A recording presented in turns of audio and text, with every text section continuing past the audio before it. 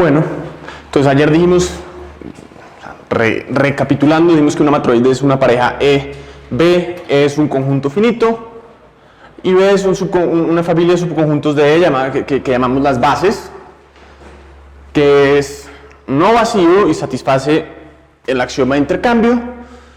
¿Qué dice el axioma de intercambio? Si cojo dos bases cualquiera y cojo un elemento en la primera base que no está en la segunda, entonces existe un elemento de la segunda base que no está en la primera, que puedo intercambiar y obtener una tercera base.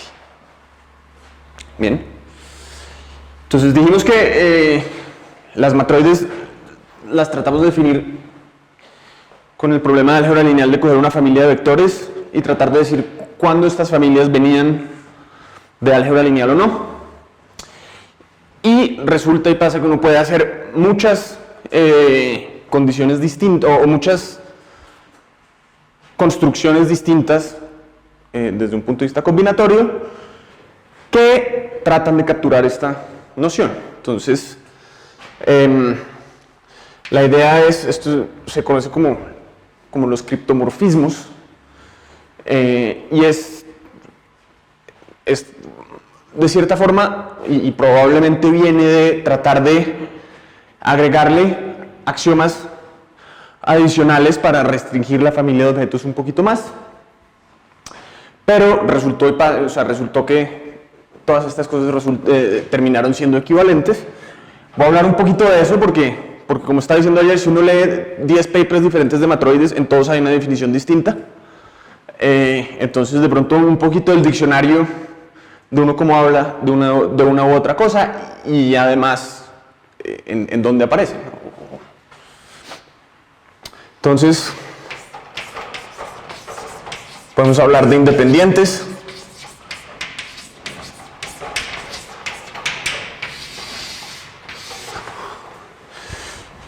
Y en álgebra lineal la idea es que si cojo una familia E, subconjunto de mi campo, en vez de mirar solamente quiénes son las bases, voy a mirar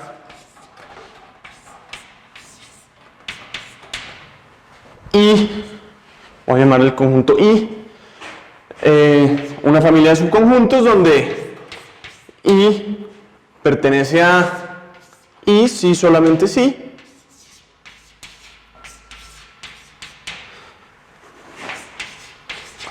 Los vectores son linealmente independientes.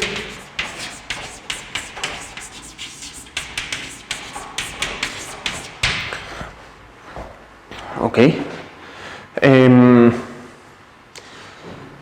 Pues no es muy complicado. Aquí todos saben que es un complejo simplicial.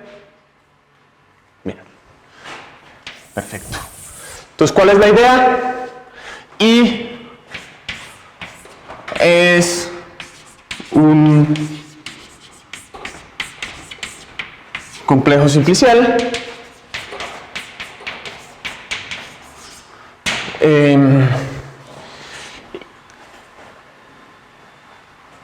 que satisface unas propiedades extras.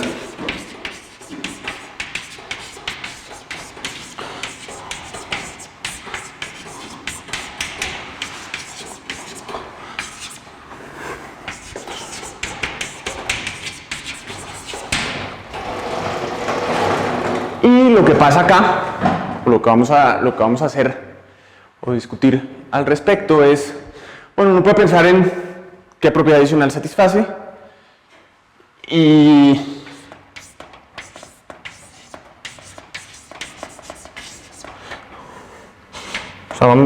llamemos esto aquí teorema, y lo que voy a decir es que esto es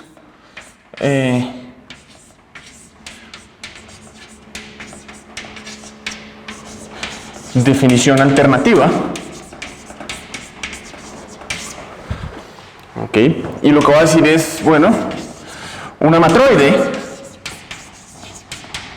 y voy a explicar por qué se llama un teorema ahorita, porque vamos a obtener el mismo objeto. Es una pareja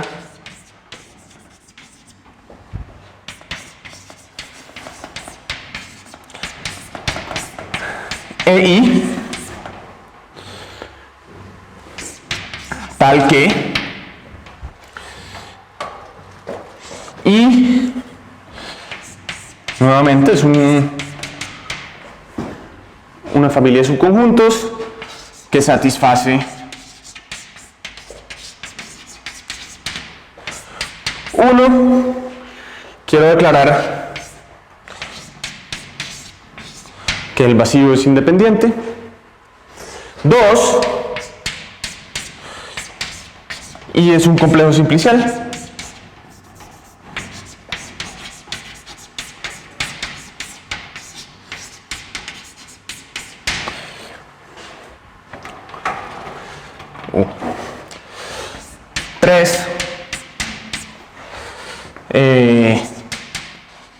Y aquí viene un poquito de pensar en el álgebra lineal. Supongamos que tenemos dos conjuntos que son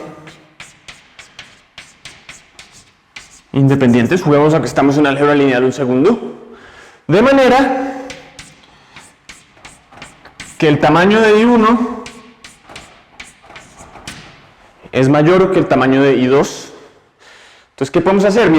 Si miramos el span de I1 y miramos el span de I2, tenemos dos espacios vectoriales, uno de dimensión más grande que el otro. I1 y I2 son bases de esos subespacios. Como la dimensión de este es más grande que la dimensión de este, uno de los vectores de acá no está en el span de este. Eso quiere decir que se lo puedo agregar al span y seguir siendo independiente. O sea, un vector afuera del espacio vectorial. Existe I1 en I1 menos I2 tal que I2 unión I1 sigue siendo independiente. ¿Ok? Entonces, ¿qué pasa? ¿Por qué digo teorema? Porque si yo defino matroides de esta manera, en vez de la forma como lo definí, los objetos que me quedan son exactamente los mismos. Puedo pasar de un lenguaje al otro de manera muy fácil.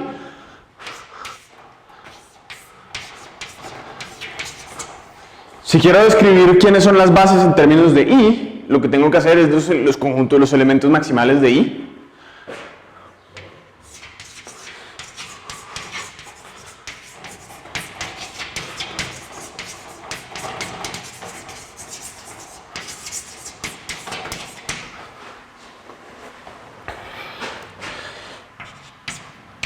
Y para pasar de I a B,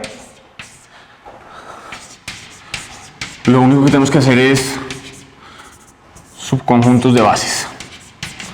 Cojo los independientes, son todos los subconjuntos que sean subconjunto de una base.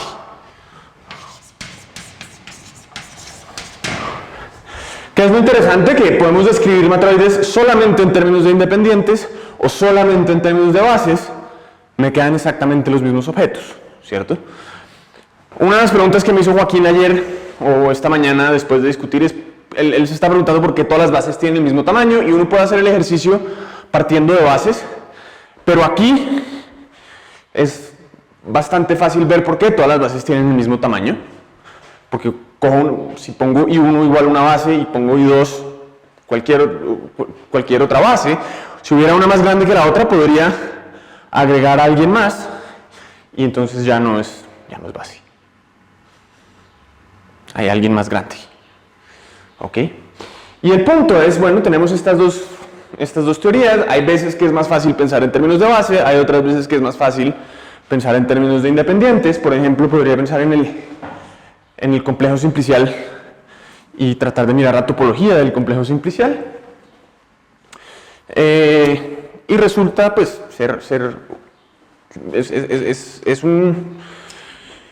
es un tema o una forma útil de pensar en el tema frecuentemente. Ok, entonces hagamos el ejemplo rápido. No quiero gastarme mucho tiempo en este porque este es posiblemente el más fácil de entender y realmente es fácil pasar del uno al otro, pero hay muchos otros que requieren un poquito más de trabajo. Pero si vamos al ejemplo que teníamos ayer, 3, 4. Pues los complejos, los independientes aquí son vacío, 1, 2, 3, 4. Y las bases.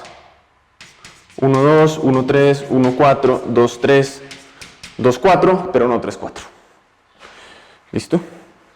Entonces, el punto es que si yo quiero estudiar las propiedades de la matroide, bien puedo pensar en esto, bien puedo pensar en esto, es exactamente lo mismo, y puedo pasar de un lenguaje al otro. ¿Ok? Ahora, uno puede imaginarse que lo que estaban tratando de hacer cuando pensaban de una manera a la otra es tratar de buscar nuevos axiomas para agregarle extra, pero resulta que lo que le queda a uno es exactamente la misma teoría. Y bueno, esta es la parte más fácil de las equivalencias, en mi opinión, la más fácil de entender. Y el punto es que antes de venir estaba consultando, hay un libro muy bonito que tiene varios artículos, varias recopilaciones. Esta recopilación, que es más o menos de hace 18 años, cuenta 45 axiomatizaciones diferentes de matroides. Y uno se podría imaginar que la razón por la que estamos, o por la que hay tantas, es porque estaban tratando de achicar. Y siempre, no importa uno que trate, termina en lo mismo. O sea, la insistencia de que de pronto es una buena idea cambiar el álgebra lineal por otra cosa, no fue algo arbitrario, es que llevamos mucho tiempo tratando de acortar y es complicado. Entonces hablemos de otro par de cosas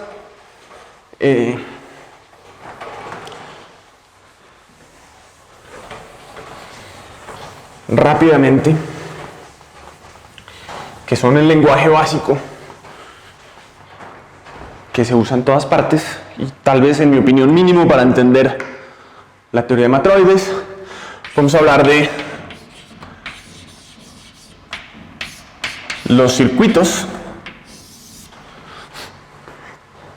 ¿Listo? ¿Y qué son los circuitos? Entonces, miren, si pensamos en temas de álgebra lineal,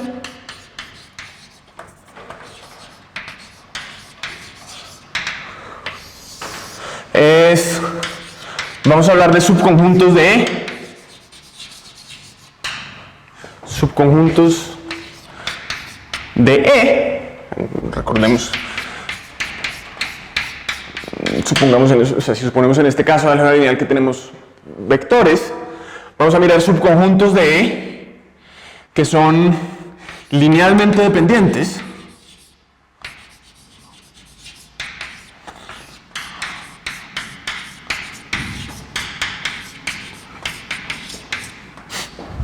Pero, o sea, si son linealmente dependientes, pero cualquier subconjunto es independiente, o sea, son minimales respecto a la dependencia. Con cualquier subconjunto independiente. ¿Ok? Entonces, ¿qué pasa? Miremos dos subconjuntos que cumplan estas propiedades, llamémoslos. Había escogido nombres porque es complicado después. Llamémoslos, voy a llamarlos C1, C2, CK, y voy a agregar un elemento C extra que no le voy a poner índice, ya van a ver por qué. Y voy a mirar otro D1, DL, y le voy a meter el mismo C. La gracia es que quiero que los dos compartan un elemento. ¿Qué significa que sean mínimos linealmente dependientes? Significa que cuando escribo una relación de dependencia, todos los vectores tienen que tener un coeficiente diferente de 0. En particular, puedo escribir C como una combinación de estos, o C como una combinación de estos, ¿cierto? Entonces veamos que C es igual que alfa 1, C1,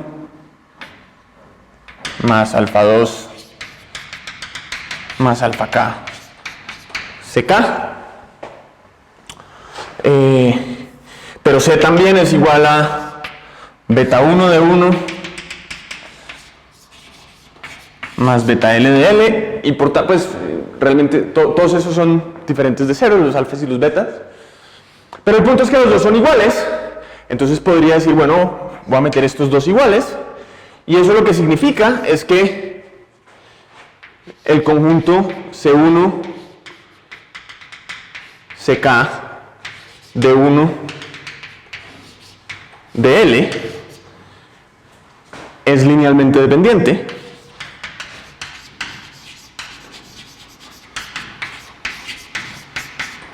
luego contiene un circuito.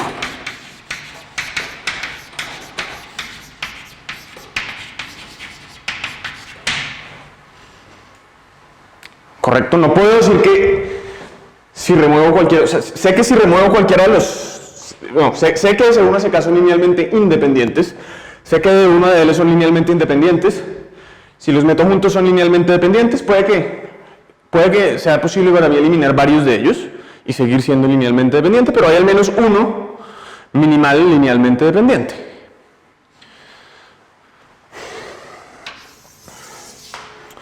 ¿Listo? Entonces, nuevamente, teorema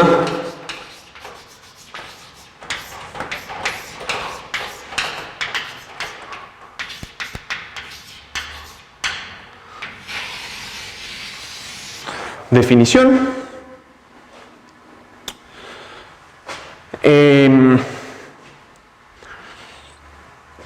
Y nuevamente voy a decir, o sea, me estoy saltando varios pasos, pero una matroide es una pareja E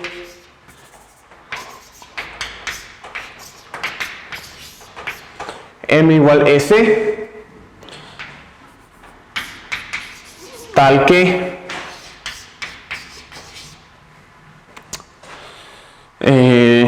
C es un subconjunto, es una familia de subconjuntos de 2 a la E.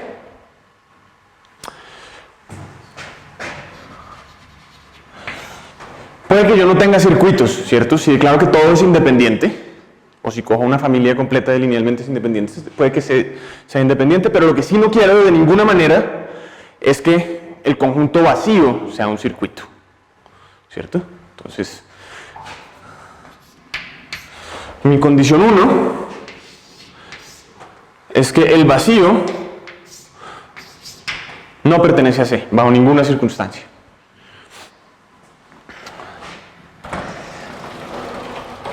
El segundo es modelado respecto a este. Si cojo dos circuitos cualquiera o dos dependencias lineales mínimas,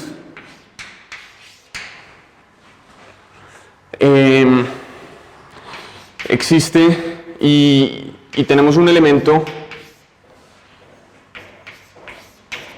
que está en la intersección de los dos. Entonces, existe C3 circuito contenido en C1 unión C2, pero si lo hago así no tendría gracia porque C1 y C2 funcionarían, le quito C. ¿Qué quiere decir? Que es un circuito diferente a C1 y a C2. ¿Listo?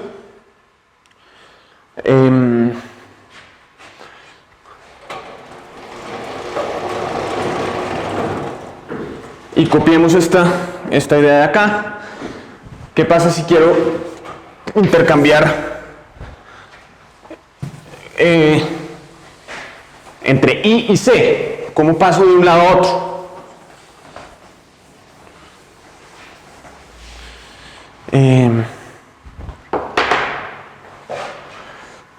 Entonces los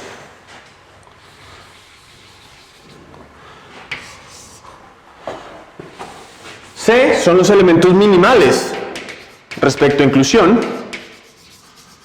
fuera de I y son los subconjuntos de E que no contienen un circuito.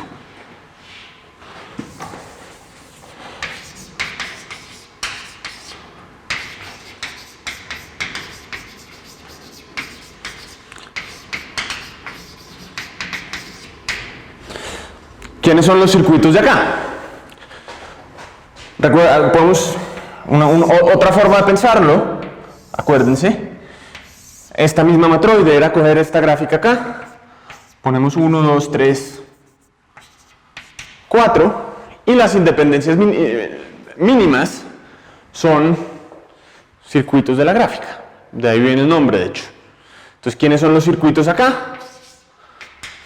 Tenemos uno que es 1, 2, 3, ¿cierto? Lo mismo 1, 2, 4, si le quito cualquiera. Y finalmente, tenemos otro circuito acá, que es 3, 4.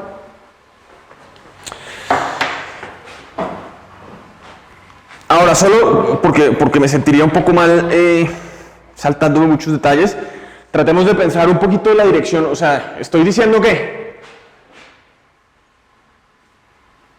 cuando hago esta traducción entre C y I, el axioma de independencia o el axioma de circuitos me deja exactamente los mismos objetos, ¿cierto? Entonces, quisiera ver, para hacer por lo menos un ejemplo de estas cosas, ¿cómo probar que si tenemos un conjunto de independientes, que sabemos que satisface los axiomas de independientes, podemos deducir el axioma de C? ¿Listo? Entonces, prueba, y esto es una dirección.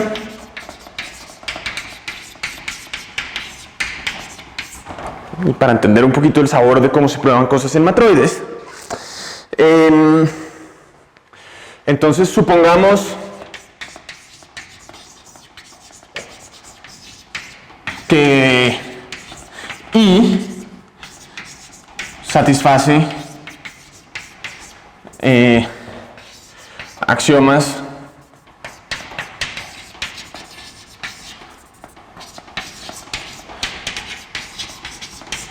de independencia. Podemos coger C1, C2 circuitos definidos de esta manera, o sea, los minimales que no están en I.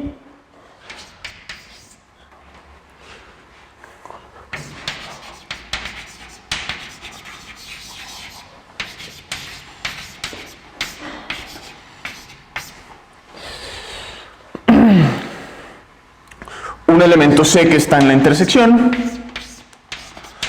¿Qué significa?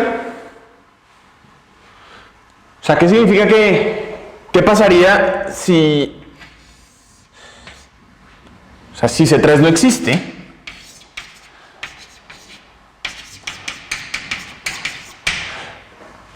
Lo que querría decir es que cuando yo tomo la unión de estos dos y tiro, me olvido de C, pues si no va a ser un circuito, lo que significa es que esto es independiente, ¿cierto?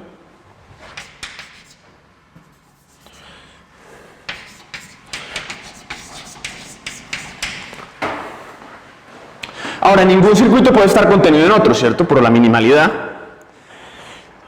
Luego puedo escoger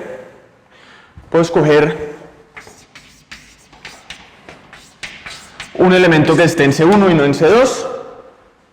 Ese elemento no va a ser C. ¿Por qué no es C? Porque C está en la intersección. Y entonces ahora voy a mirar el subconjunto C1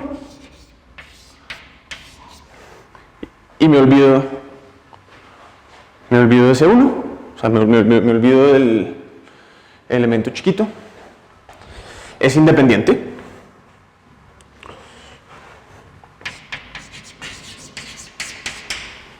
Y entonces, ¿qué voy a hacer? Voy a aplicar el axioma de independencia con este conjunto independiente y este conjunto independiente, ¿cierto?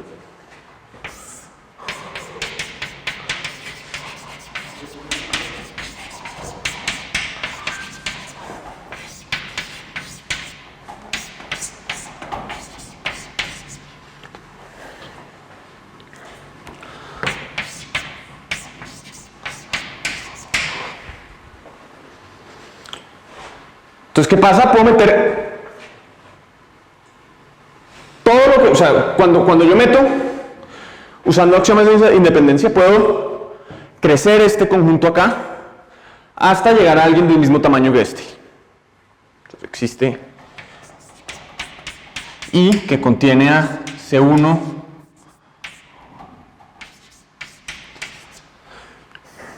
menos C1.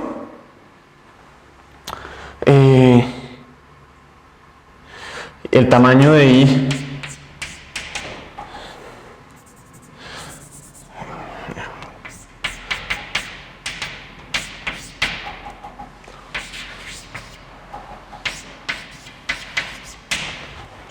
mismo tamaño que C1 menos C2, C, independiente. ¿Qué significa eso? ¿De dónde vienen los elementos que metí? Pues aquí tengo todo C1. Lo que metí aquí fueron todos los elementos de C2 que estaban acá y no acá. ¿Cierto? Es lo único que pude haber hecho. ¿Pero qué significa? O sea, ¿qué significa eso? Significa que pensemos a quién pudimos meter, metimos, o sea, C1 menos C1 contiene a toda la intersección.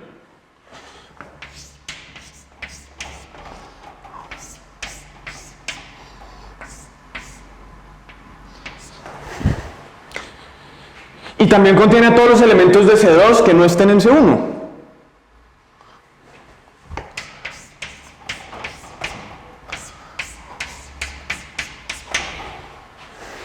Pero entonces I contiene a C.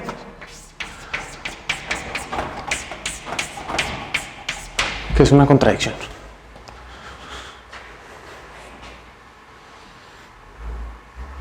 ¿Ok? Entonces, ¿qué pasa? En el intento de meterle un axioma nuevo y tratar de achicar nuestra familia, lo que pasó, naturalmente, es que llegamos al mismo objeto.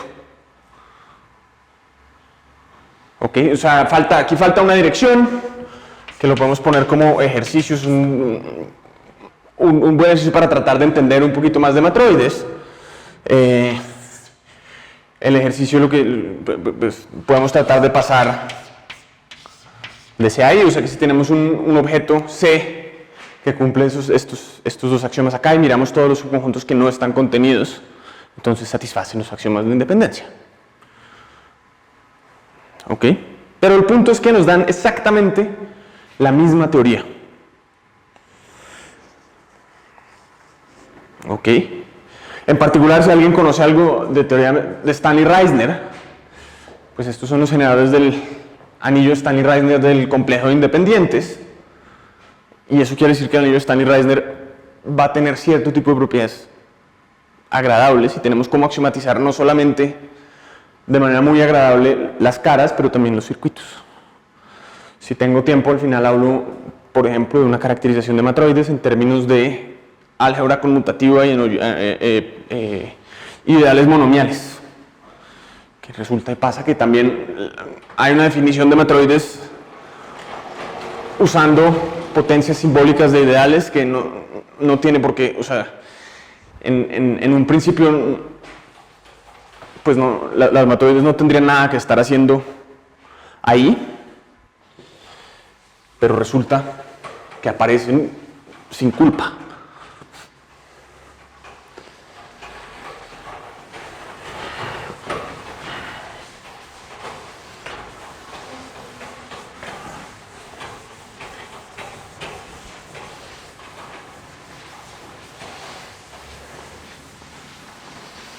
Voy a hablar de una axiomatización más de las clásicas, que es la función de rango.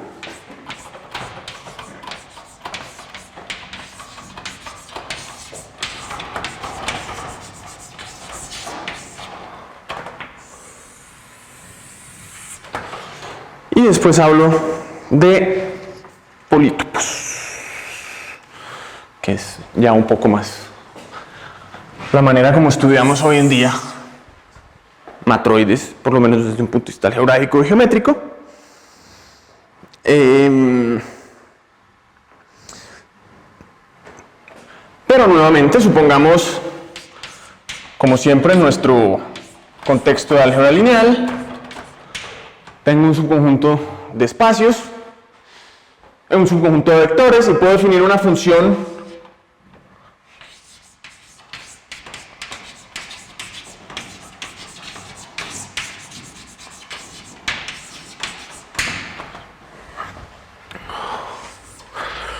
rho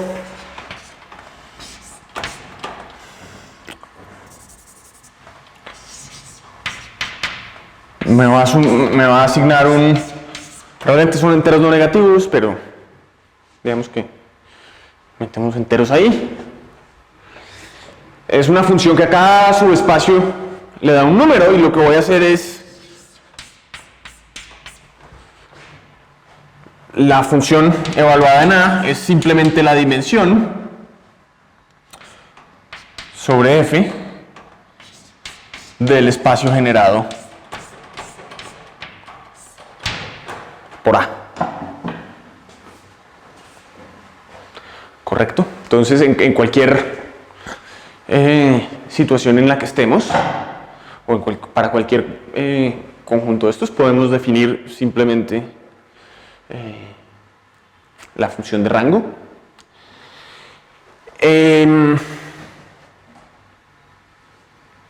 Y entonces uno puede preguntarse, bueno, ¿y ahora cómo caracterizo esto? ¿Qué propiedades tiene esta función?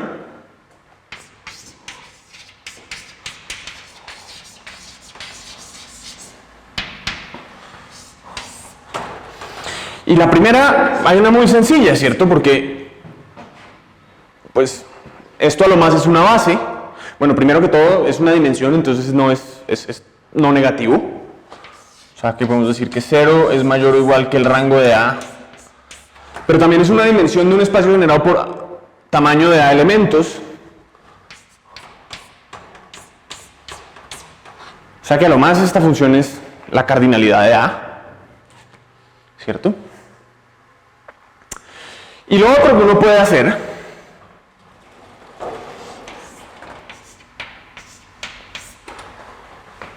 es, si yo cojo dos subconjuntos cualquiera, hay 4 valores que podría estudiar relacionados. Podría mirar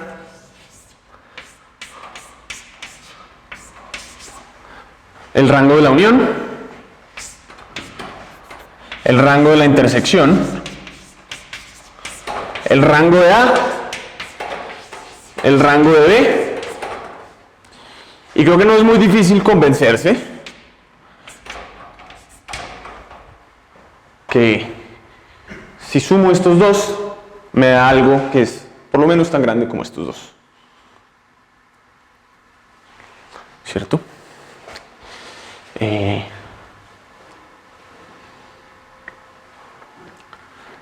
No lo voy a probar porque ahorita lo pruebo para cualquier conjunto de independientes, simplemente usando teoría de matroides. Pero el punto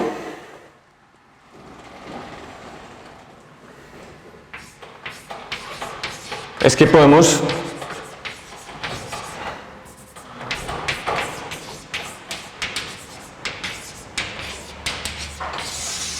nuevamente decir una matroide es una pareja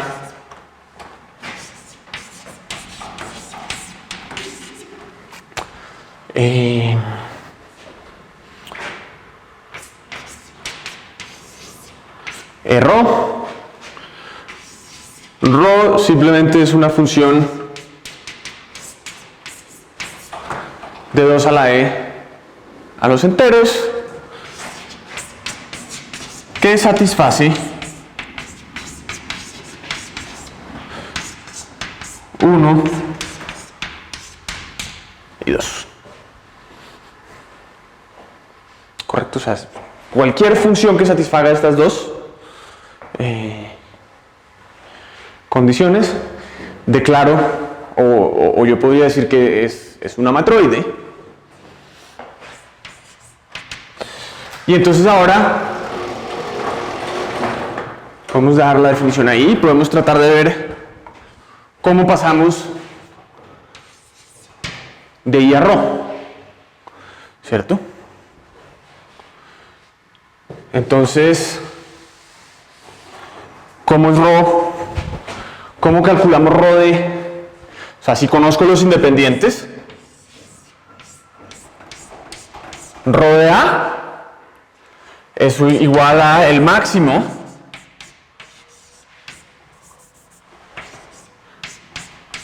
cardinalidad de I, tal que I es independiente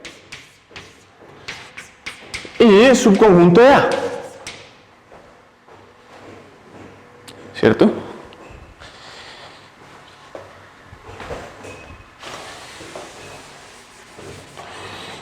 Si quiero saber cómo calcular los independientes en términos de ρ, ¿qué hago? Paco, ¿te la pescas? O el rango, ¿cuál es el rango de A, de I?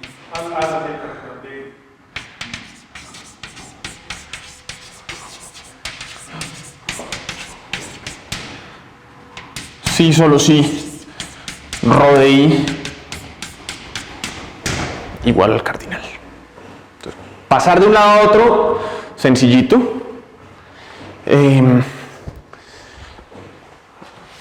Ejemplos completos de la función de rango son un dolor de cabeza de escribir, pero aquí podemos mirar, por ejemplo, quiénes tienen rango extraño. Por ejemplo, el rango de 3, 4. ¿Cuál es el rango de 3, 4? 1. El rango de 1, 2, 3, 4. 2. Esto lo vamos a denotar de ahora en adelante igual al rango de m. Pero si tienes una función de rango y defines una nueva como la función más 1. No. ¿Eso no es una función de rango? No, porque mira la condición primera. 0 menor o igual que ρ de A, menor o igual que ρ de que la cardinalidad de A más 1. ¿Cierto? Si quitas la condición 1 se llaman funciones submodulares. De hecho, eso hace que, por razones, o sea, las funciones submodulares resultan ser muy importantes en optimización. Entonces, teoría de matroides también tiene su punto de vista desde el lado de optimización. Hay una cosa que se llama los algoritmos greedy, que me encantaría traducirlos como los algoritmos del tacaño.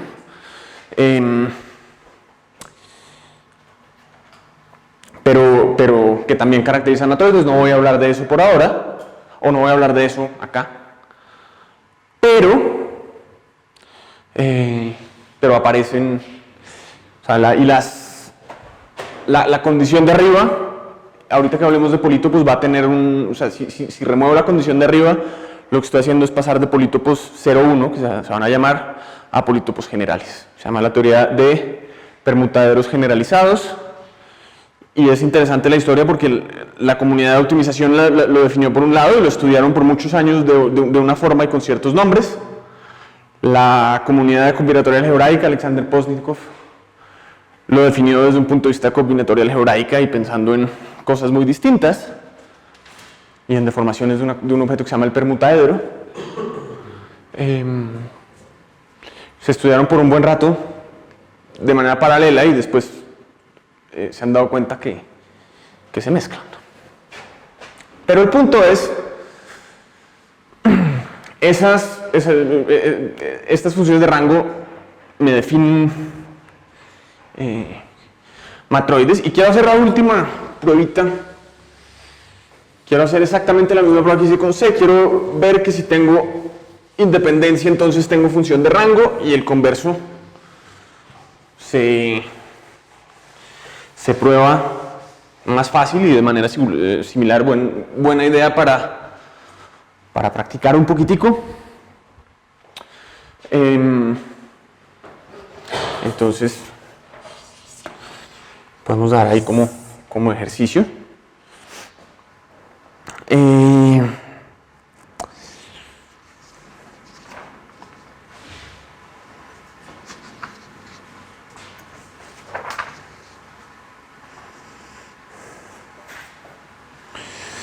Entonces, ¿Cómo probamos que si tengo un conjunto, o sea, si tengo un conjunto de independientes y defino ρ de esta forma, mis dos condiciones se satisfacen?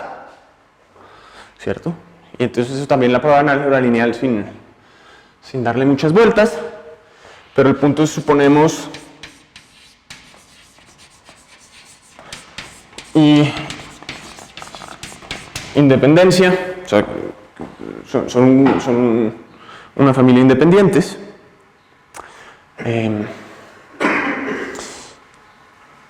Y entonces ahora lo que voy a hacer es voy a coger A y B subconjuntos de E, y lo que voy a hacer es voy a coger un subconjunto I1 subconjunto de A intersección B independiente maximal, es decir, una familia, o sea, un subconjunto de A intersección B que es independiente y me da el tamaño de ρ.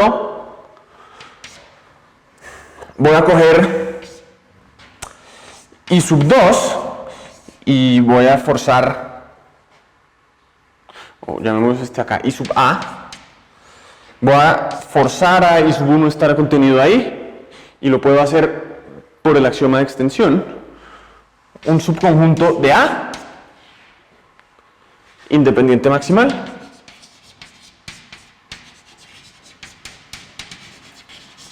¿y cómo sé que me puedo asegurar que tengo que soy subconjunto de A? Pues todos los elementos de I1 están en A. Cojo cualquier independiente maximal de A y uso el axioma de extensión para extender I1. Puedo asegurarme que uno de los maximales contiene I1.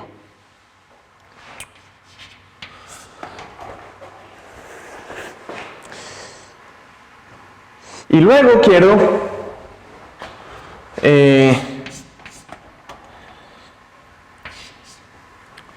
I2, y lo que quiero asegurarme ahora es que IA esté contenido acá. Notación fea, pero bueno. Subconjunto de A unión B independiente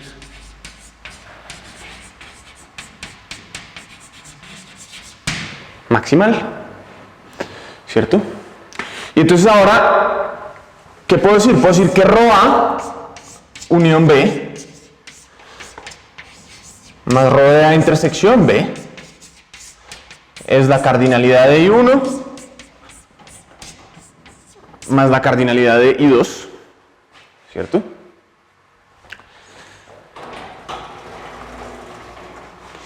Pero ¿qué puedo decir de I1 y 2? ¿Qué puedo decir de I1? I1 contiene A y A, ¿cierto? Entonces voy a hacer aquí un cambio y voy a decir que esto es I1 menos IA, ¿correcto?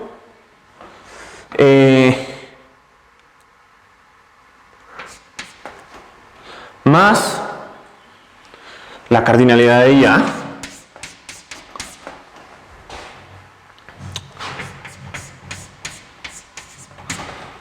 más I2, ¿cierto? Pero ahora, ¿qué puedo decir de I1 menos IA? Pues I1 es, I2 menos IA. ¿Qué puedo decir de I2 menos IA? I2 está contenido en A unión B y le quité todo lo que podía quitarle que estuviera en A. Entonces este de acá es subconjunto de B menos I1.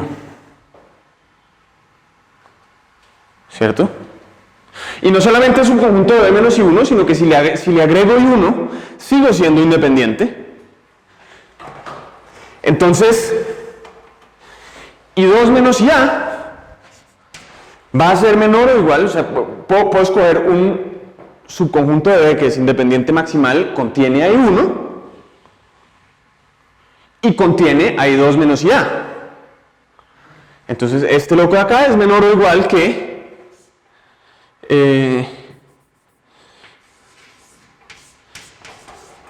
rango de B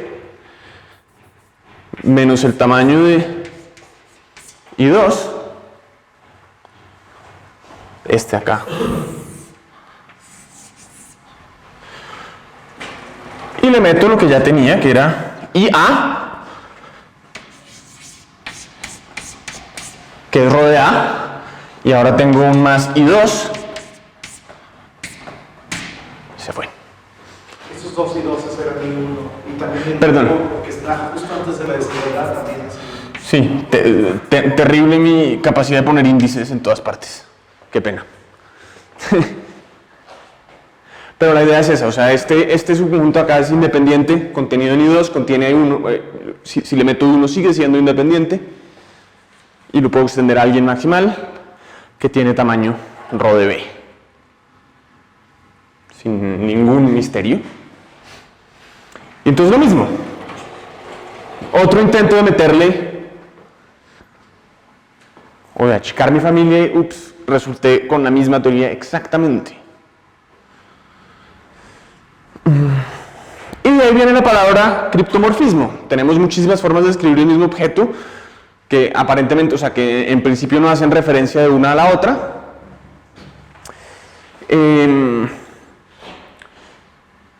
Y como les decía, hay otras 40 o algo así absurdo. Obviamente hay muchas que son variaciones menores de estas.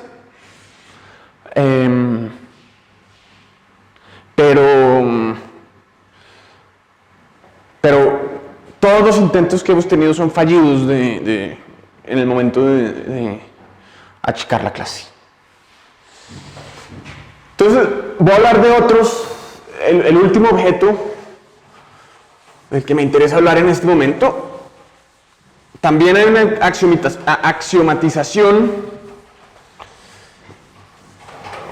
que depende un poquito más de la teoría de conjuntos parcialmente ordenados, y no quiero hablar tanto de eso, o de conjuntos parcialmente ordenados, por lo tanto voy a simplemente hablar de la notación de conjuntos, que es muy útil, va a ser fundamental, pero no voy a hablar de la axiomatización.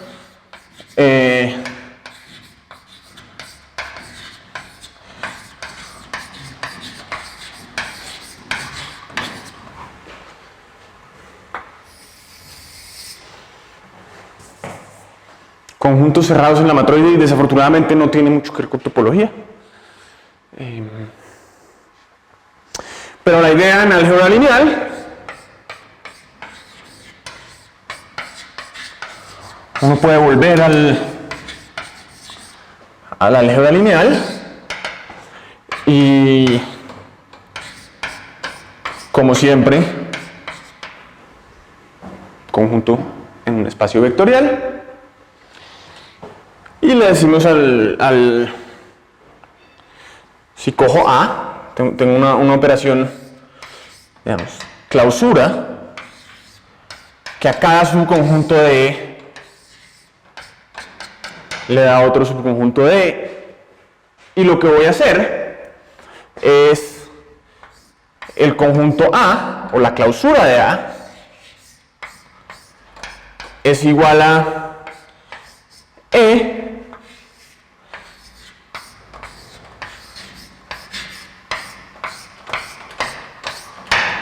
intersectado con el span de A.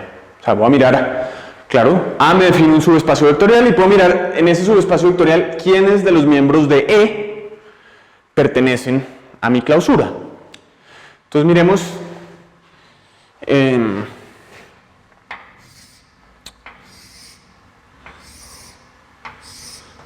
miremos el ejemplo acá, 1, 2, 3, 4.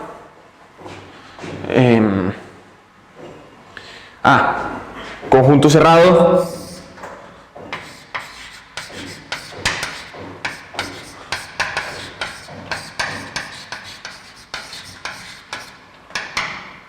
Elementos de la clausura. Elementos de la imagen.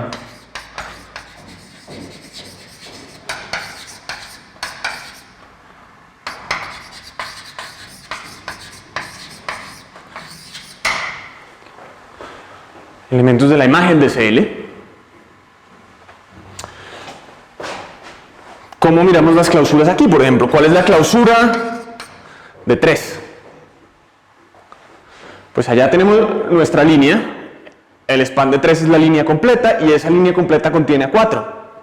Entonces la clausura ahí es 3, 4. Y realmente una de las cosas que uno puede hacer es ordenar estos parcialmente con respecto a inclusión. Si miramos todos los conjuntos cerrados, pues vamos a tener 1. Podemos mirar que el conjunto cerrado vacío es... El conjunto vacío es cerrado en este caso. Si por ejemplo tuviéramos el vector 0, entonces la clausura sería el vector 0.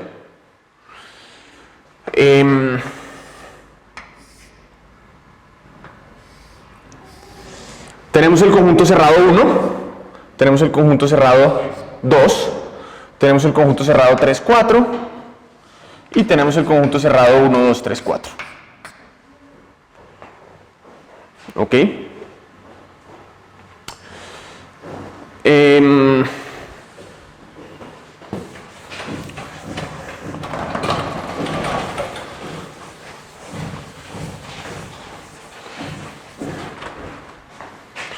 Otra descripción de los cerrados.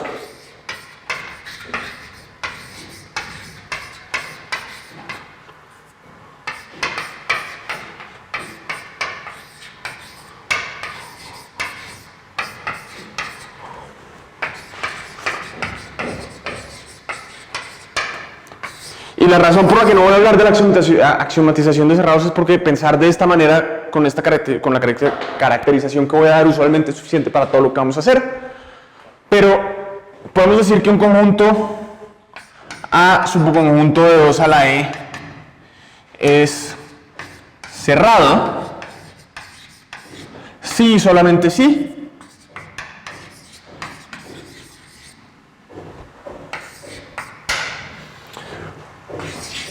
ρ, si le meto cualquier cosa que esté afuera, si le meto cualquier elemento que no esté en A, mi rango crece.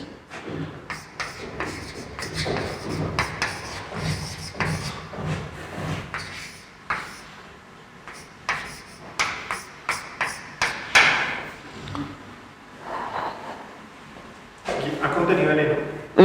¿Ha contenido en ello? Ah, sí, sí.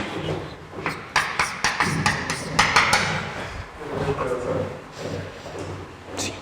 O sea, porque si no, no puedo calcular mi función de rango, pero sí. O sea, en cualquier momento en que le meta una cosa extra, crezco el rango.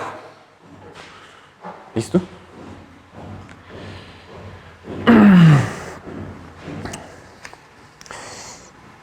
Quiero hablar de dos cosas, porque la primera es que hablando en términos de cerrados está definido el anillo de Chow de una matroide, o la cohomología de una matroide, de la famosa teoría de Hodge. Entonces quiero hablar del primer paso para construir ese anillo de una vez.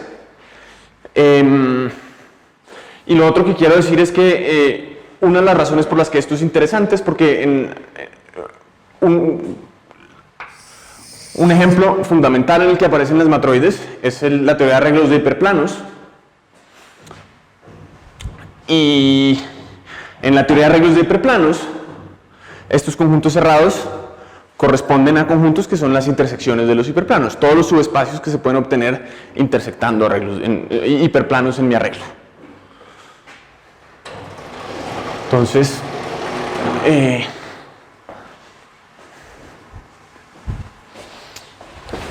Cuando la matroide viene de un grafo, ¿qué son los cerrados?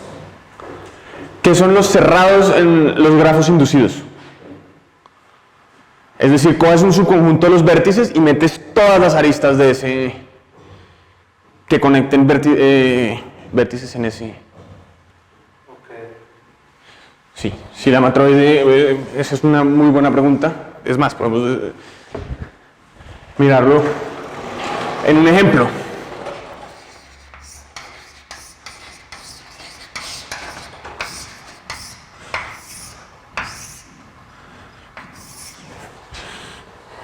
No sé. ¿Qué pasa si trato de mirar quién es la clausura?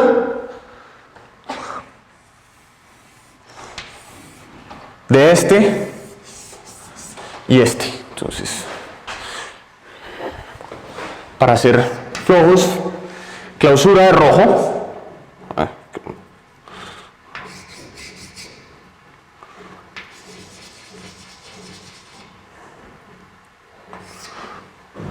¿Qué hago? Miro quiénes son todos los vértices que están tocados por rojo. ¿Ok? Y ahora lo que hago es simplemente, en mi clausura voy a meter todas las aristas. No, estoy haciendo algo mal. Estoy haciendo algo mal. Tienes que agregar todas las aristas que formen algún ciclo como rojas, ¿no? No, porque es que esto es... O sea, en este caso creo que eso es un cerrado. Eso es un cerrado, sí. No son las inducidas, es una condición sobre aristas, ¿no? O sea, Sí. tienes que agregar una arista. No, qué pena. Forman un circuito con las que ya tienes. Sí.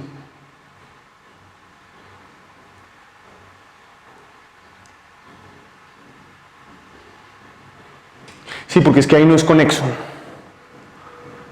Sí, perdón, son los subgrafos inducidos en las componentes conexas de este coso. Entonces digamos que el subgrafo aquí es conexo,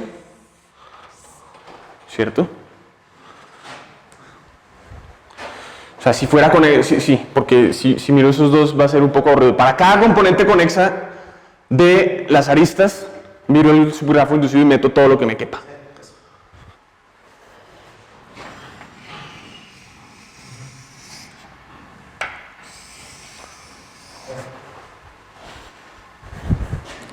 Qué pena, sí, tienes razón.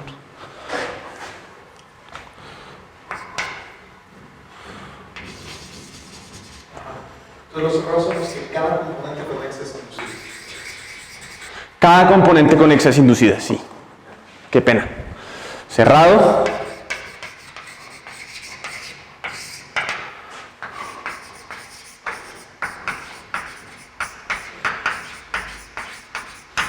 Cada componente conexa es inducida. Ahí está. ¿Listo? Sí. Ahí está el ejemplo. Y el punto es que si tienes si tienes vectores, lo que estás haciendo para clausurar es simplemente miro el span, miro el subespacio generado y miro qué vectores de E están ahí metidos. ¿Quiénes son los que ya puedo generar con mi conjunto A?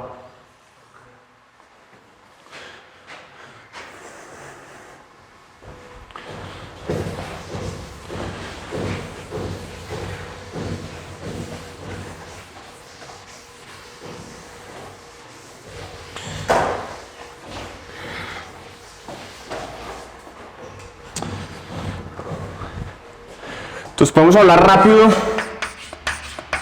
de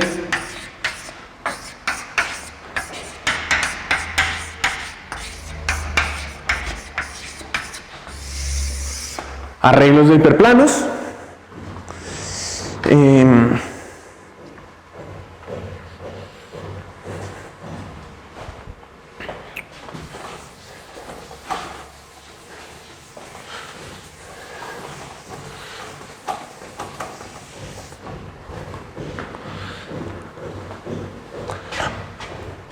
Entonces, ¿cuál es la manera como a mí me gusta pensarlo?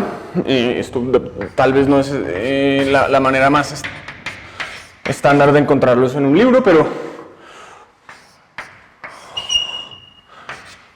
si cojo un espacio vectorial cualquiera, voy a coger un montón de funciones lineales o elementos del dual, y el arreglo de hiperplanos H es la colección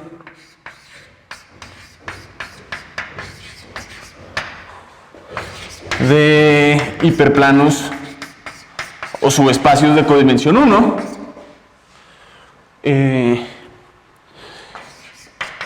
que corresponden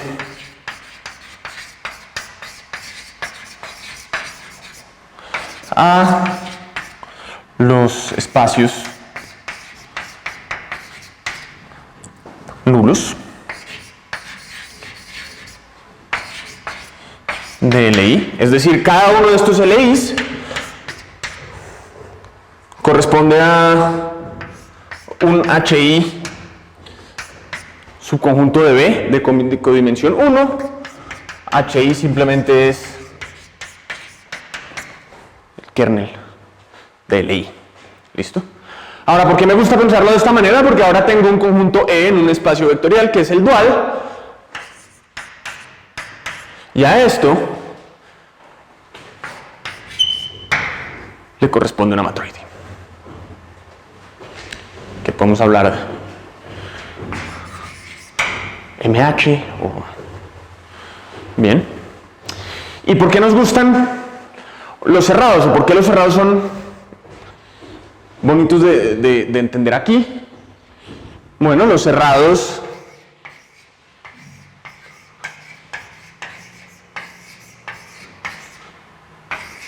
de M están en biyección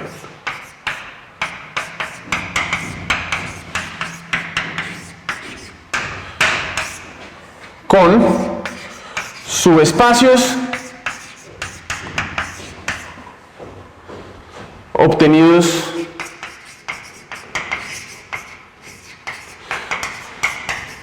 intersectando elementos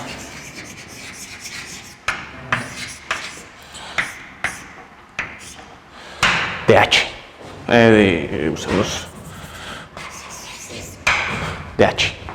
O sea, es un ejercicio, no es muy difícil de ver que estas dos cosas son equivalentes. Ahora lo que pasa es que estos están contenidos de una forma y la contenencia de cerrados es en la dirección opuesta, ¿cierto? Si intersecto más hiperplanos me reduce la dimensión y me aumenta el rango de los funcionales lineales que necesito para cortar ese espacio. O sea, Si intersecto unos cuantos hiperplanos, el cerrado que corresponde a esa intersección incluye también a todos los demás hiperplanos que contienen esa. Exacto. Entonces la clausura es si yo cojo los hiperplanos que no cambian la intersección. Exacto. Es una manera muy natural de verlo. Cojo mis hiperplanos. Listo. Un ejemplo muy sencillo. Esto es difícil de pintar y no me voy a atrever a pintar nada en 3 dimensiones porque simplemente no puedo, pero en R2 podría pensar en un arreglo de hiperplanos como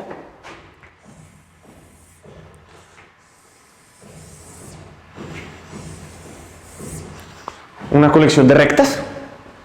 Todas pasan por el origen porque lo estoy escogiendo así. Y si quiero hiperplanos afines, hay trucos para pasar de hiperplanos afines a esto. Como por ejemplo, imaginarse que meterle una dimensión más y hacer span de cada uno de los hiperplanos contenidos. Y en general hay técnicas para que estudiar esto sea más o menos suficiente. Se necesitan detallitos, pero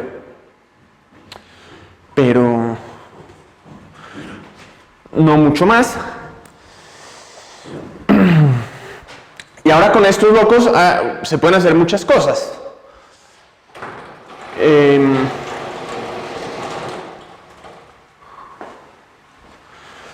Espacios que nos gustan estudiar o que nos gusta estudiar normalmente.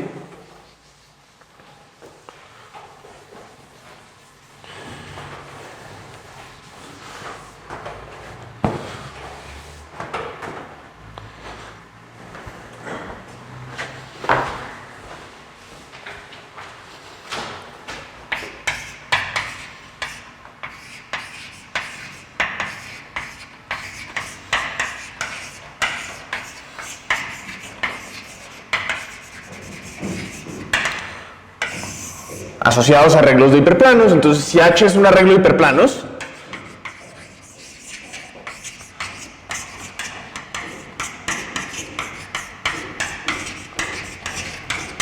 puedo pensar en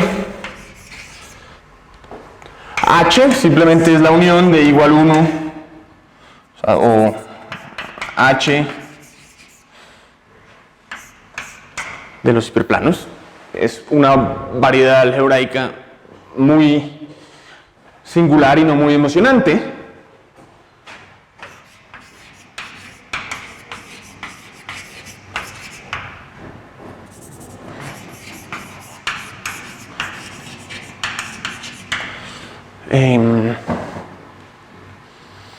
Pero a partir de esta variedad se pueden, o con esta variedad se puede construir otra cosa que se llama, y que voy a definir con un poquito más de rigor en la próxima sesión, pero hay una compactificación que se llama,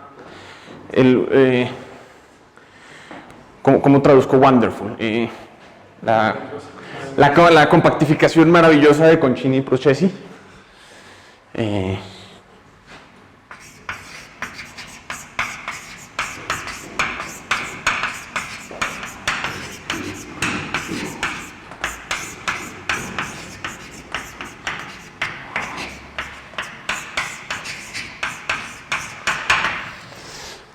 Y lo otro que, o sea, esto es hacer un poco de blow-ups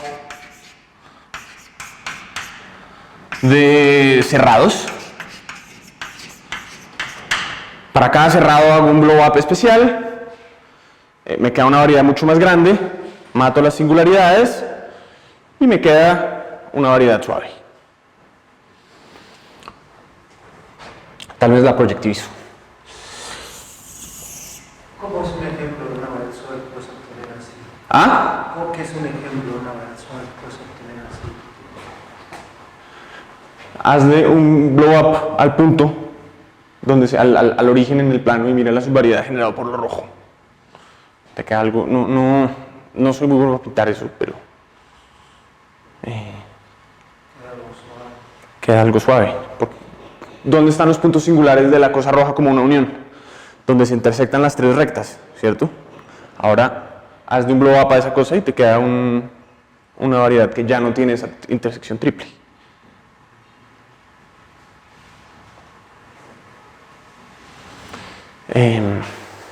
O sea, tres rectas. ¿Ah? O sea, tres rectas.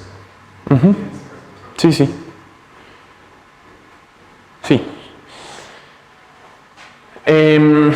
Y lo otro, que es muy frecuente, es, cojo el espacio vectorial completo, perdón, cojo B y miro el complemento de H. Entonces en el espacio de acá,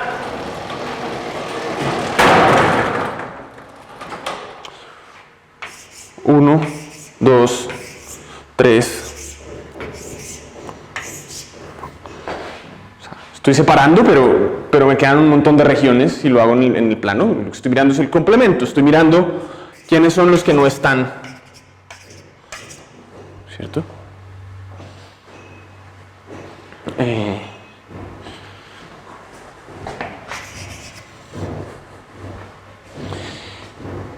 Bien.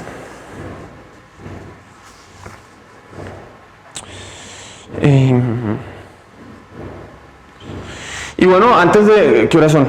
¿Cuánto tiempo nos...? Las 4:26. Ok.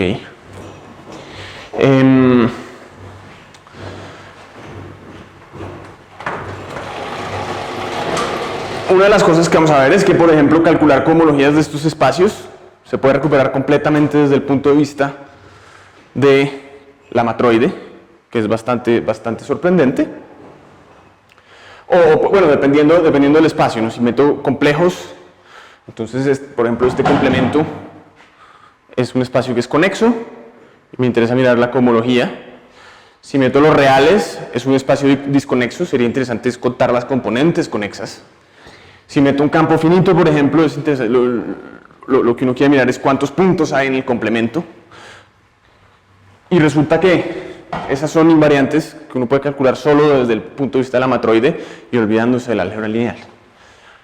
Esta compactificación de Concini y Procesi, que es complicada, o sea, es una variedad, no es tan fácil de ver, tiene un anillo de cohomología o un anillo de Chow, o un anillo de intersección, que se puede definir única y exclusivamente a partir de los conjuntos cerrados. Entonces, ¿cuál es el primer paso de la teoría de Hodge en matroides? El primer paso de la teoría de Hodge en matroides es darse cuenta que ese anillo de cohomología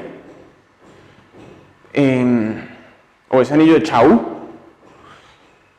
corresponde a una variedad suave y por lo tanto cuando uno mira sobre todo sobre los complejos, cuando uno mira el anillo de cohomología tiene una estructura de Hodge que toca o se comporta como una variedad suave.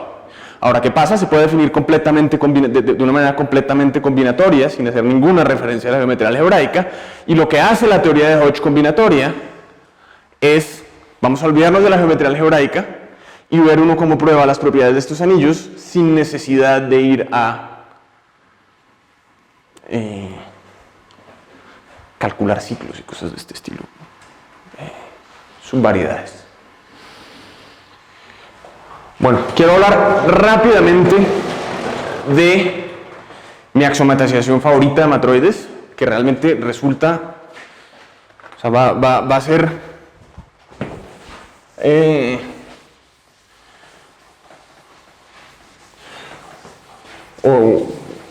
desde mi punto de vista es probablemente la axiomatización que hoy en día resulta más útil de todas.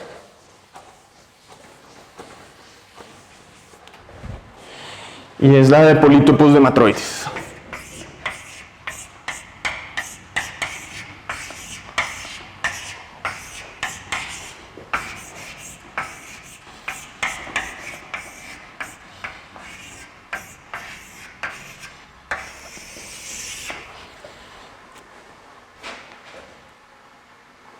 Bien, ¿qué vamos a hacer?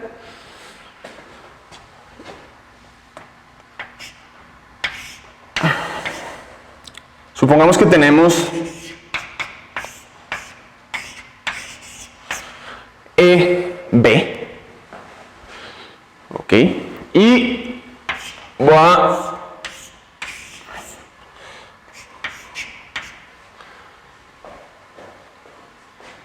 tratar de vivir voy a construir objetos geométricos en RE.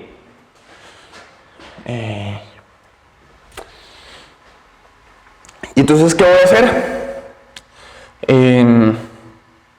Primero,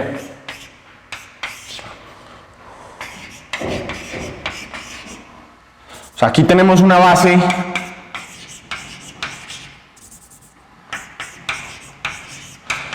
indexada por llamémosla BE N, elementos BE, o así. Ahora para cada subconjunto de E, sea B sub A, la suma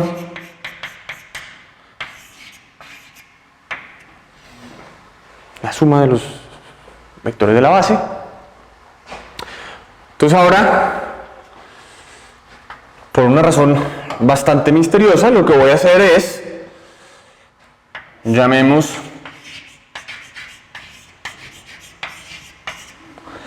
PM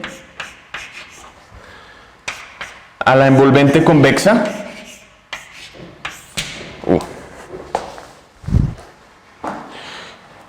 de los V sub B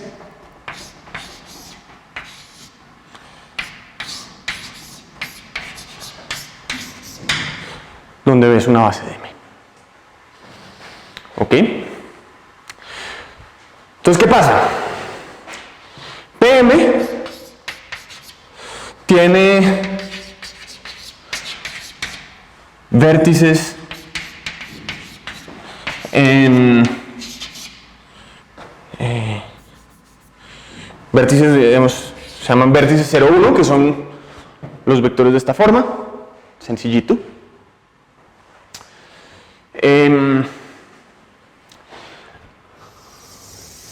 Esto es un polítopo. ¿Todos saben qué es un polítopo? ¿O más o menos? Ok. Entonces, polítopo tiene dos definiciones. Uno, envolvente convexa. ¿Saben qué es un subconjunto convexo? Envolvente convexa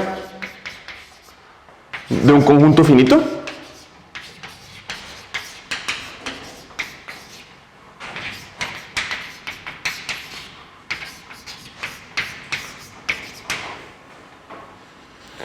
La segunda es una intersección acotada de semiespacios, o como se llama eso en español, half spaces. ¿Cuál es la idea? Si estoy en el plano o si H es un H hiperplano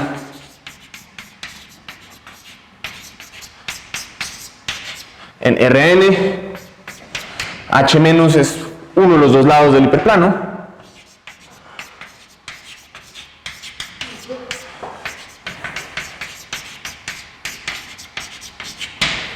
Entonces el dibujo se ve algo más o menos así.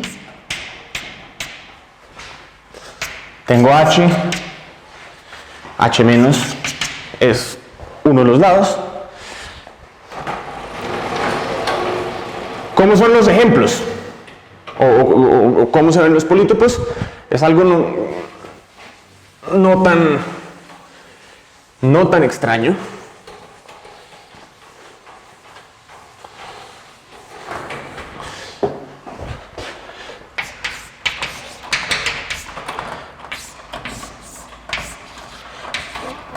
Podríamos, por ejemplo, mirar un cuadrado, que es la envolvente convexa de estos 4 puntos, o la intersección de 4 semiplanos. Otro ejemplo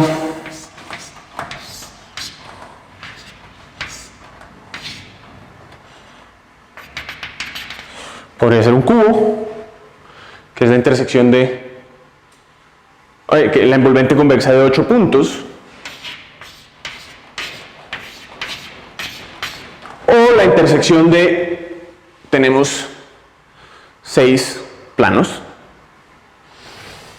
Y ya que estamos en México, también podemos hablar de una pirámide.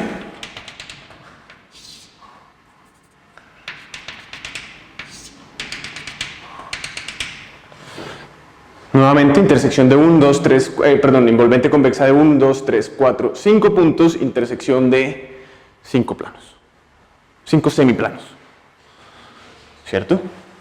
Y la idea es, pues, el polítopo ahí lo definí básicamente como una intersección de semiplanos, como una envolvente convexa. Y para cerrar la clase, hoy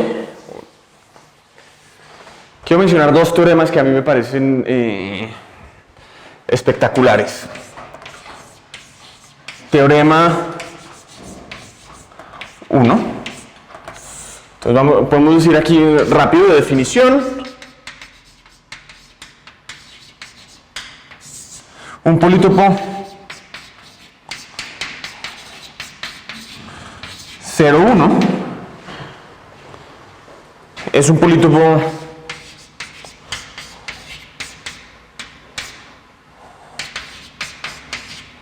con vértices 0, 1.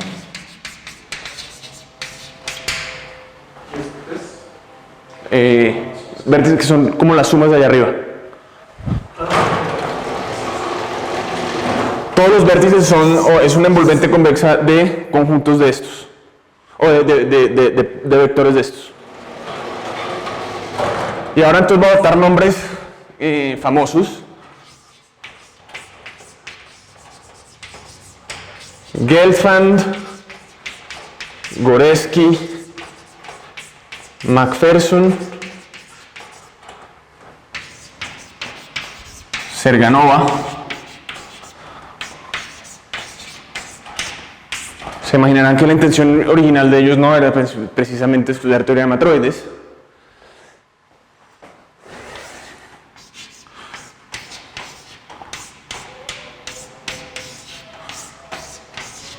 Un polítopo 0,1 es el polítopo de una matroide.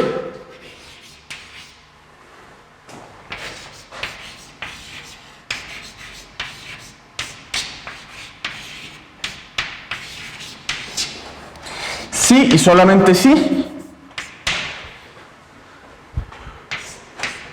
Todas sus aristas, ya les explico qué es una arista,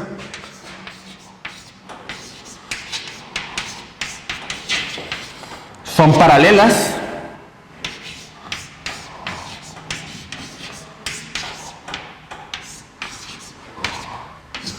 a un vector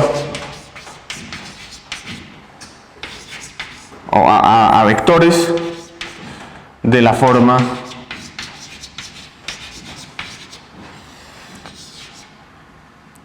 VA menos BB. O sea, cojo dos de mis vectores bases, hago la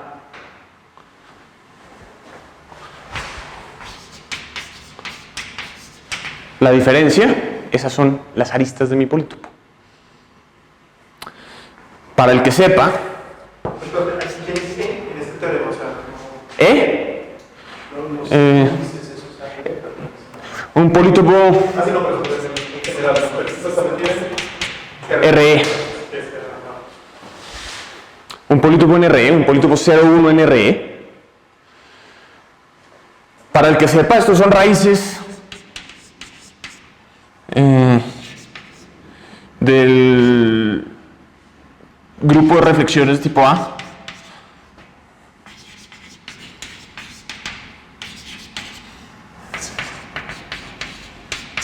Y eso no es un ejemplo. Eso no es un accidente. Bien. Miremos un ejemplo con nuestra matroide favorita.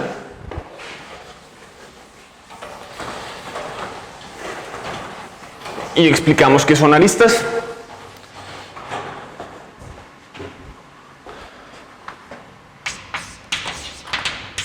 En nuestra matroide favorita teníamos bases 1, 2, 1, 3, 1, 4, 2, 3, 2, 4.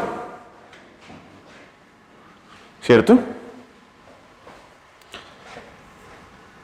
sea que nuestro polítopo va a vivir en R4 y tiene vértices 1, 1, 0, 0, 1, 0, 1, 0, 1, 0, 0, 1, 0, 1, 1, 0, 0, 1, 0, 1. ¿Cierto? Entonces la primera observación es que como todas las bases tienen el mismo tamaño, ouch, qué pena. Todas las bases tienen el mismo tamaño. Eso quiere decir que esto vive en un subespacio, en el subespacio x1 más x2 más x3 más x4 igual a 2. Las coordenadas suman 2. O sea que realmente el objeto que estoy pensando, aunque vive en R4 de manera natural, está en un espacio de dimensión 3, o sea que lo puedo pintar. ¿Listo? Y no va a ser muy difícil convencerse que se va a ver de la siguiente manera. Voy a tener el vértice 1, 1, 0, 0 acá, y el vértice 1, 1, 0, 0 es especial. ¿Por qué? porque el complemento, si cambio todos los ceros por unos, es el único que no, es el único que no está.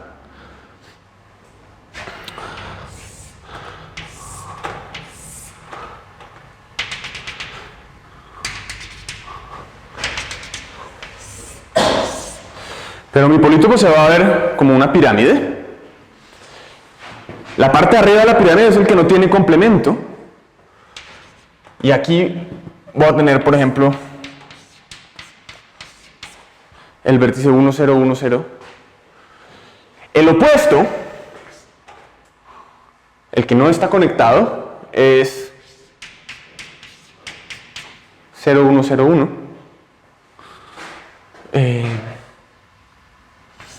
Y ahora me falta 1 acá. O sea, 1, 0, 1, 0. Puedo meter 0, 1, 0, 0, 1. Y por aquí atrás tengo el vector 0, 1, 1, 0.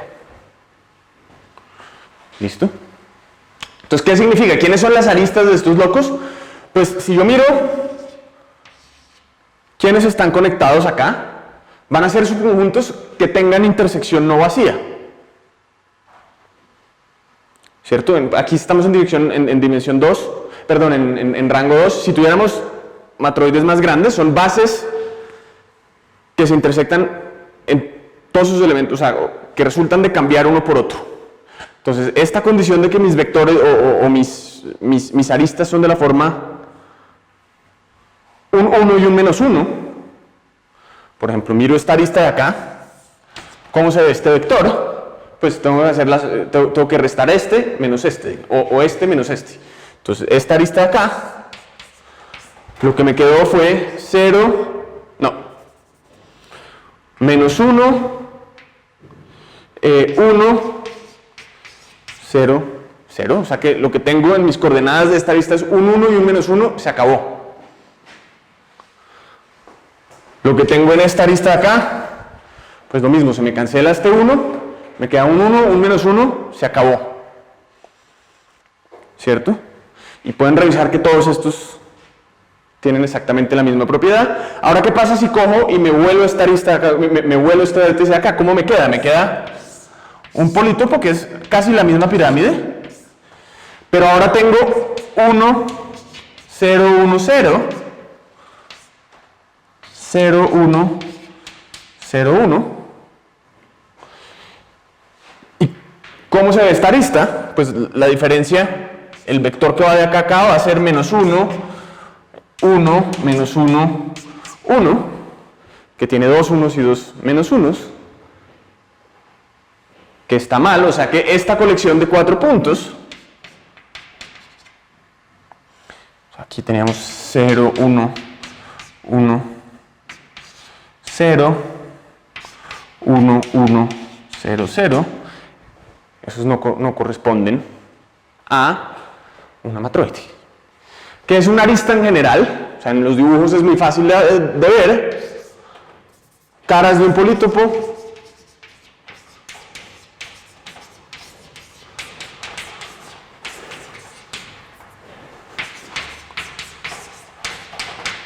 En re, lo que hago es mirar a un funcional lineal en el dual, y lo que miro es la cara que corresponde a L es simplemente los conjuntos, los elementos de P, caras de un polítopo P, tales que L de Y es menor o igual que L de X para todo Y en P. Ok, entonces, por ejemplo, si tengo mi cuadrado acá, puedo mirar este funcional lineal que corresponde a correr esta recta paralela, y me muevo, y la cara que me sale es esta arista de acá. O podría coger este funcional lineal de acá y mirar en esta dirección y empezar a barrer con esta línea y ver cuál es el último punto que pierdo. Lo que me sale es un vértice acá. Y ahora puedo mirar la dimensión de una cara. Es la dimensión del espacio afín más pequeño que lo contiene.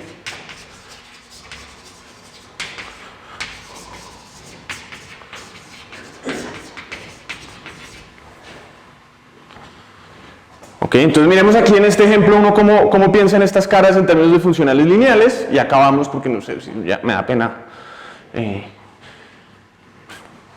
Pues cojo un funcional lineal, digamos, quiero definir esta arista acá. Entonces necesito un funcional lineal que sea igual en toda esta arista, o sea, un funcional lineal en R4 que sea igual en toda esta arista y sea menor en todo lo demás, ¿cierto? Entonces, ¿cómo hago eso?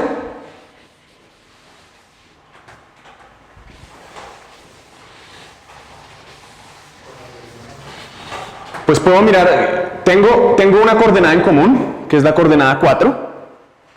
Entonces, digamos que quiero mirar el funcional lineal, voy a mirar como un vector columna con el que voy a hacer producto punto. Meto aquí un 2.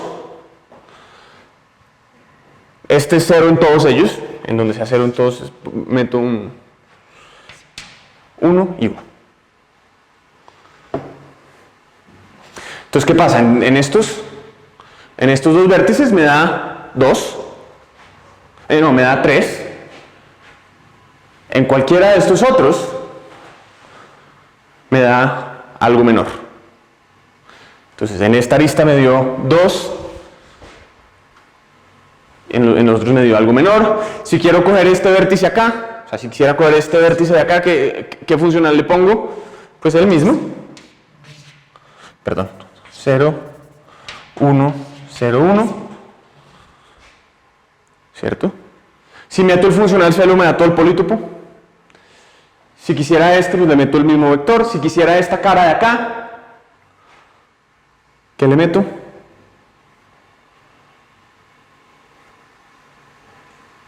Pues necesito, estos tres tienen algo en común. Mejor dicho, necesito salir de este y salir de estos dos. Pero estos todos tienen la tercera coordenada igual a 0. 1, 1, 0, 1. Entonces le puedo meter 1, 1, 0, 1 y me queda esta cosa acá. Pero un ejercicio interesante, porque eso no lo hemos justificado, pero ¿por qué esta arista, entre estos cuatro, por qué no puedo escoger un funcional lineal tal que esta arista sea lo mínimo? O sea, ¿por qué me queda todo este cuadrado si quisiera minimizar estos dos al mismo tiempo? O maximizar, perdón. Ejercicio, y la razón es porque el soporte es disjunto, entonces, o sea, un ejercicio sencillito. Y el punto es que este juego se puede jugar con cualquier polítopo. ¿Listo? Y esa es otra caracterización. Ahora uno podría preguntarse cuáles son las desigualdades. Las desigualdades vienen de la función de rango. Necesito que la suma de las coordenadas para cada subconjunto sea menor o igual que la función de rango. Ese era otro teorema que quería mostrar, que es muy interesante. Entonces, ¿qué pasa? Esto me da una figura geométrica en la que puedo pensar un montón de cosas. ¿Quién es la matroide dual? Voy a coger el mismo polítopo y cambio los ceros por unos. La variedad tórica que definimos ayer, la acción de F estrella, o si lo pensamos en la grassmanniana C, eso lo voy a hablar mañana, pero hay una cosa que se llama el moment map de la variedad tórica. Si yo cojo una matroide, si yo cojo un punto en la grassmanniana que tenga una matroide asociada a M, miro la órbita del toro y la clausura, mando el moment map, me sale este loco. Y esa es la razón por la que los nombres Goreski, McPherson, Gelfand, Goreski, McPherson, Serganova aparece en esta historia. Porque ellos están preguntando, bueno, esto es una variedad tórica proyectiva, a cada variedad tórica proyectiva le corresponde un polítopo en alguna parte, ese polítopo donde aparece resulta ser esto, y entonces uno dice, uy, de pronto con estos polítopos puedo caracterizar mi álgebra lineal. No. Si miro todos los polítopos que tienen estos 0, 1, me siguen saliendo todas las matroides.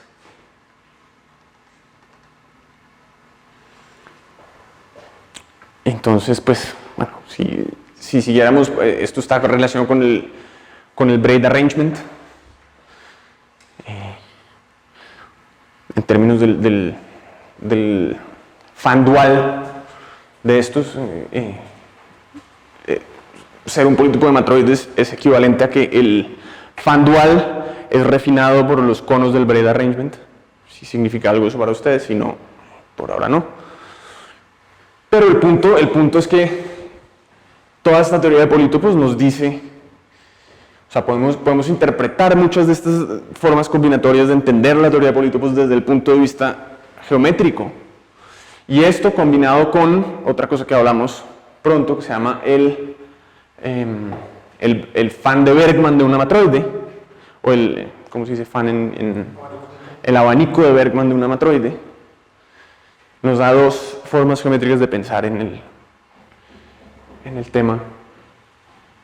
¿Este polítopo es módulo semejanza o está determinado los ángulos? No, está totalmente determinado porque los vértices son Puntos concretos. son puntos concretos.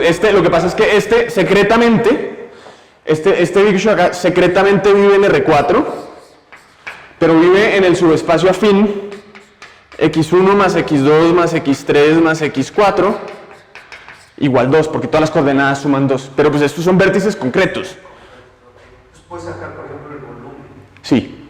Y es una invariante de la matroide bastante interesante. Hay un paper muy bonito de Federico Ardila, Carolina Benedetti y Jeffrey Docker, en que calculan el volumen de una matroide.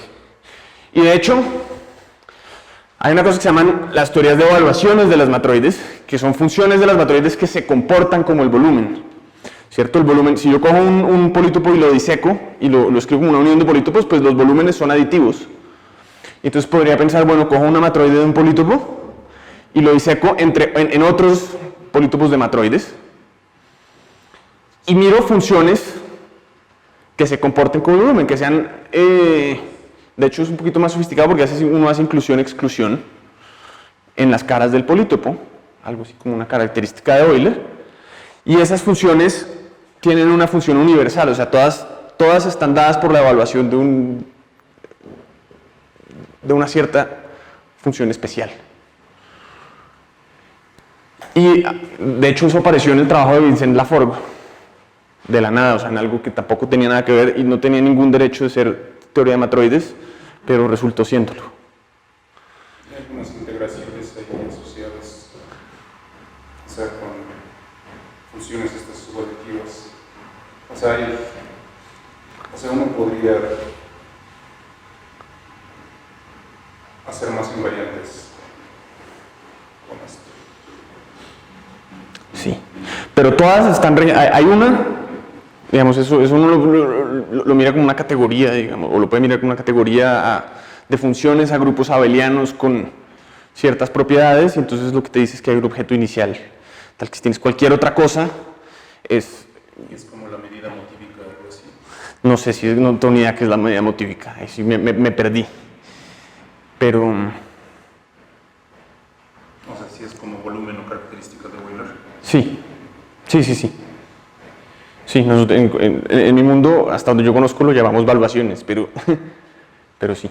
Y un polítopo, siempre, o sea, combinatorialmente hablando, siempre hay una matroide que lo...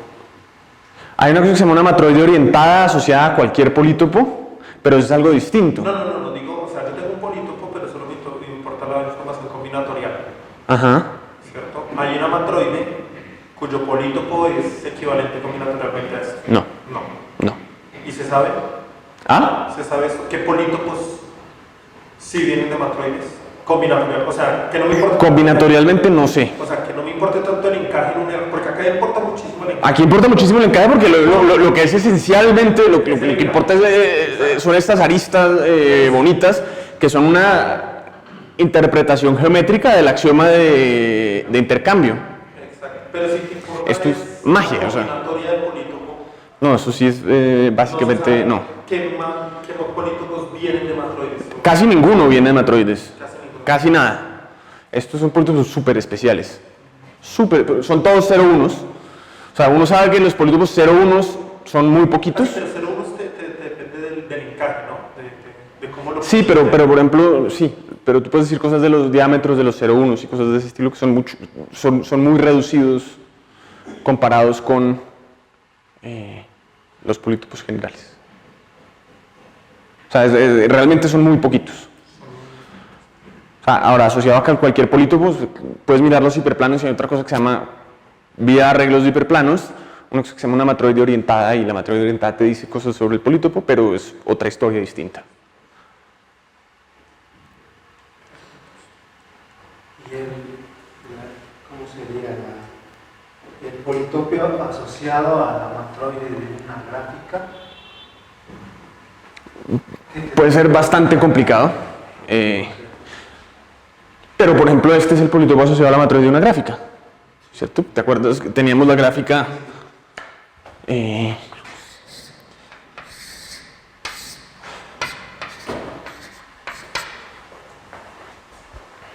volumen del árbol de la gráfica. Creo que sí, pero no me acuerdo en este momento. Pero te puedo decir exactamente dónde mirar, o puedo mirar yo y te cuento mañana. Probablemente sea más fácil. Pero estas cosas te dicen toda clase de cosas. Mucho estudiar la geometría de estos te da toda clase de cosas bonitas. Por ejemplo, una cosa que uno puede hacer con estos polítopos es calcular una función de Morse para la variedad tórica de ayer, si estás trabajando sobre los complejos.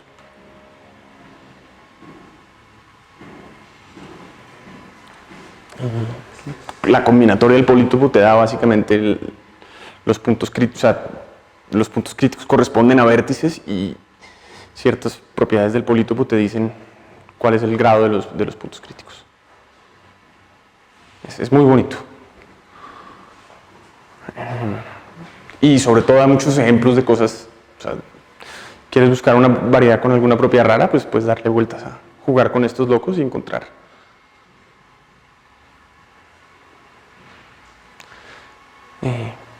Pues toda clase de comportamientos. El volumen de este polítopo te va a dar el grado de la variedad de ayer, o sea, que la variedad que definimos ayer es la clausura de Zariski de una acción del todo en un punto. Eso lo puedes describir como polinomios y puedes mirar los grados de los polinomios que te definen esta cosa, el grado de la variedad, y coincide con el volumen de este polítopo. Y ahí ¿Dónde podrá estar escrito? Ardila, ¿Ardila? Federico Ardila, Carolina Benedetti, Jeffrey Docker.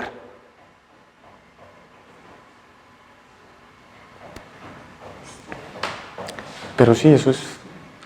Joaquín tiene un par de problemas ahí como para, o sea, si quieren aclimatarse porque yo entiendo que muchas de las cosas de las que hablamos, o sea, lo que acabo de votar yo en el último rato es una cantidad absurda de información. Pero entonces le di un par de problemitas allá a Joaquín para que le ayude a mamá como a acostumbrarse un poco al lenguaje de lo que estamos hablando. Entonces tiene. Bueno. Y no, mañana seguiré un poquito con la historia de qué es lo que está pasando acá. ¿No? Muchas gracias a ustedes por venir.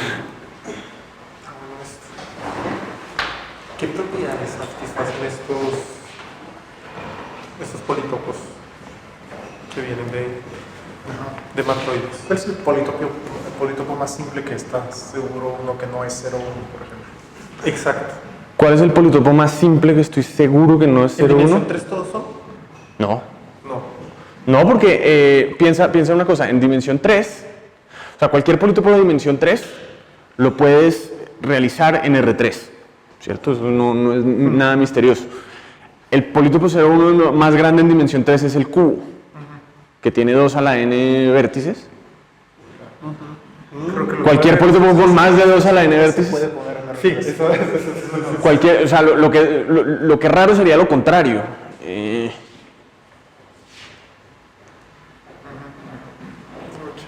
sí. Todo polítopo de dimensión 3 se puede realizar en R3. Y es en general siempre no. ¿Ah? ¿Es algo particular del No, no, 3? en general en RD. Cualquier polítopo, porque Sí, coge un polítopo. si sale de dimensión D, Sí. espacio afín, que Sí, tienes de dimensión D. y si tienes que hacer 0, 1, si el más Tienes a lo más 2 a la de vértices, porque si tienes 2 a la de vectores 0, 1, punto. Sí. Entonces realmente casi nada, o sea, en dimensión fija son finitos.